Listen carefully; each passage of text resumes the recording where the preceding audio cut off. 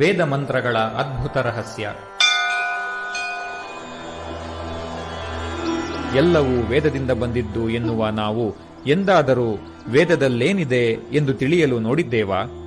ಮೂಢನಂಬಿಕೆ ಹರಿಯಬೇಕಾದರೂ ಅದು ಹುಟ್ಟಿಕೊಂಡ ಬಗೆ ತಿಳಿಯಬೇಕು.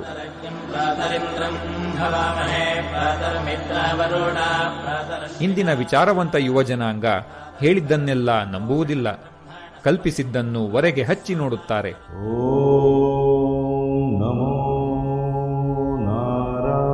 ಎಲ್ಲವೂ ಬಂದಿದ್ದು ವೇದದಿಂದಲೇ, ಆದರೂ ವೇದದಲ್ಲೇನಿದೆ ಎಂದು ಬಹಳಷ್ಟು ಜನಕ್ಕೆ ಗೊತ್ತಿಲ್ಲ.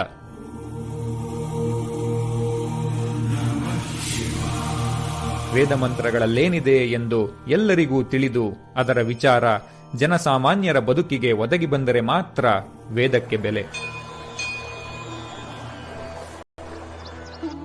ವೇದ ಮಂತ್ರಗಳ ಅದ್ಭುತ ರಹಸ್ಯ.